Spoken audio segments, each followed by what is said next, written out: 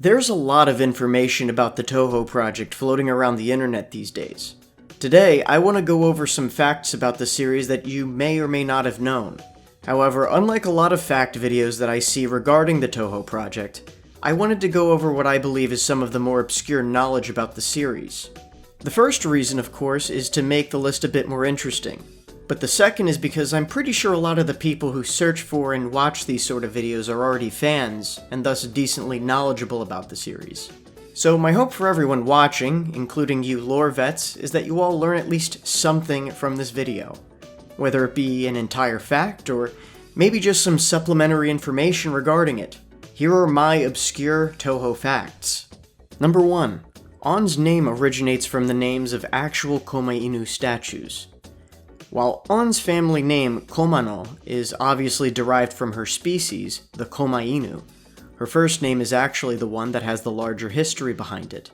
The name On is representative of a traditional characteristic of Komainu statues.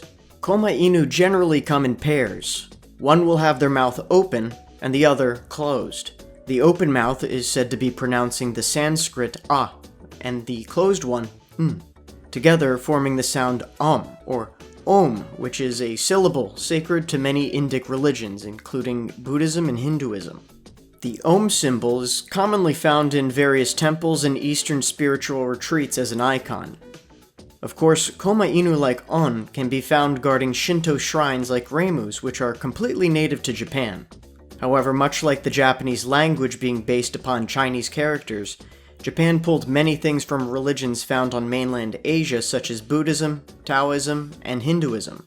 So it's not too surprising to see incorporation of this Om symbol into shrines dedicated to Kami. From here, the Om sound can be transliterated to Japanese as which is how On's first name came to be. Number 2. Tengu clothing follows Prince Shotoku's 12-level cap and rank system. Back in the year 603, Prince Shotoku established the first 12-level cap and rank system in Japan, the first of several that would be established during the Asuka Jidai.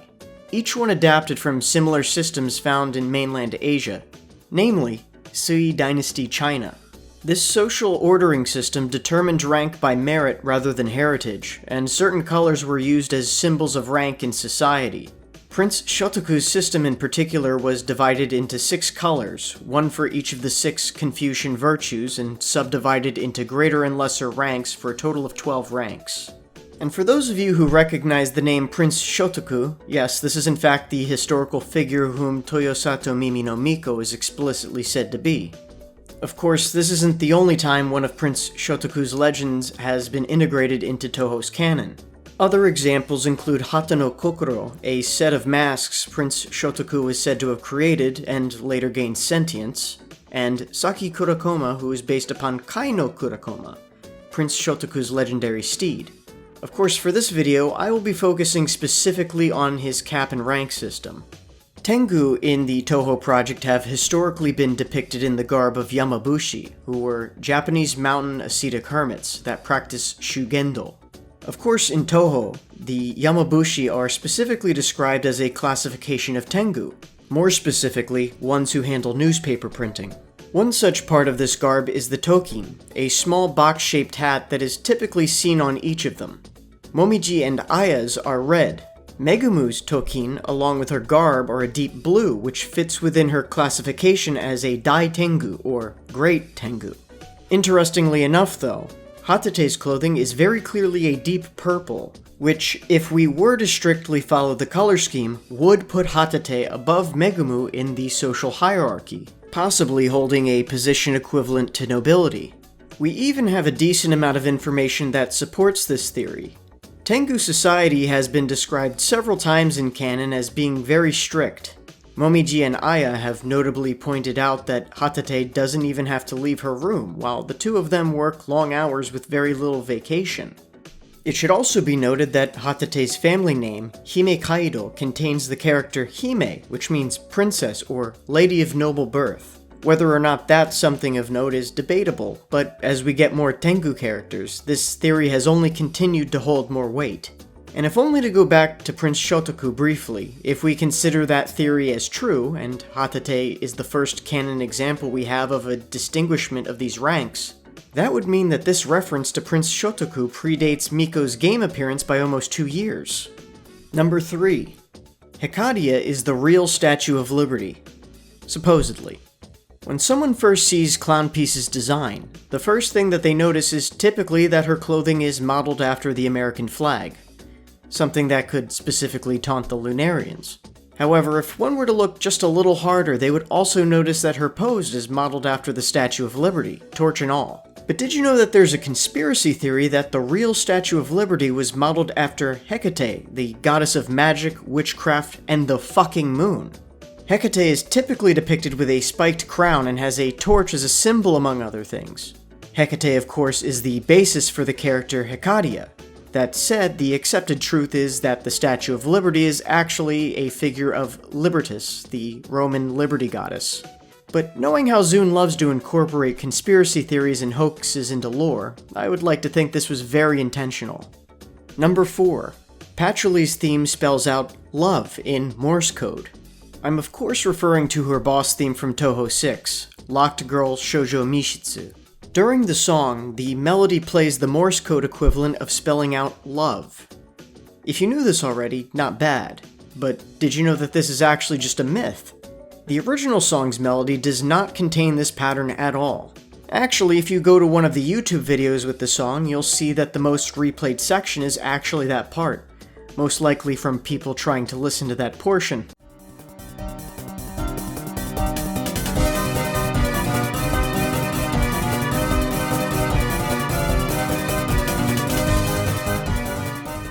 The melody actually goes whole note, dotted quarter note, half note, quarter note, quarter note, quarter note, dotted quarter note, half note, quarter note, quarter note, quarter note, dotted quarter note, half note. The first thing to point out would be that there are 4 different note lengths in this sequence when Morse code is a binary language. But in terms of time allocated to each note, even if we were to say that all notes that are x length or longer are a dash, and all notes shorter are a dot, there is no configuration in which this string of characters matches up to the Morse code for love. This theory was more than likely popularized by the fan arrangement of Locked Girl by Shibuya Records, famously titled With the Morse Code for Love, wherein the vocalist verbalizes this section with Japanese Morse code, albeit not actually time accurate. Hopefully this doesn't ruin the song for anybody. It's still a classic song from a legendary fan album. Number 5. Marissa and Patchouli are counterparts. Here's another fact about Patchouli. Her and Marissa are opposites in the fact that Patchouli is a Western magician with Eastern themes, while Marissa is an Eastern magician with Western themes. So what do I mean by that? Patchouli came with Romelia from a Western, likely European country. Likewise, her name being written in katakana is indicative of it being a loan word, meaning it's not native to Japan. Never mind the fact that Patchouli is a type of plant. However, her magic is based on wuxing, the 5 Chinese elements, in addition to sun and moon elements. These 7 elements actually make up the kanji for the different weekdays in the Japanese calendar. Marissa, on the other hand, is modeled after a Western-style witch with Western magic and a Western name. However, don't let her blonde hair fool you.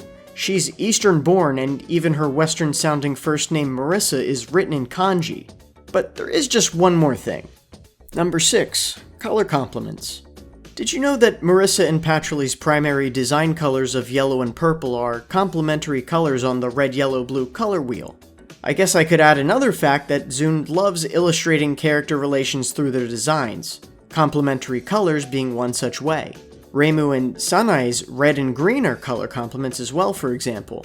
Clearly, Koichi and Satori weren't the first to incorporate that complementary design trick. And going by Xian and Jun, we might see more color complements for character designs in the future. So how was that for obscure knowledge? How many of these facts did you already know about? Did you learn anything new? Let me know down in the comments section, especially if you already knew everything. If I do another video like this, I may try to research even more obscure stuff. But until next time, thanks for watching.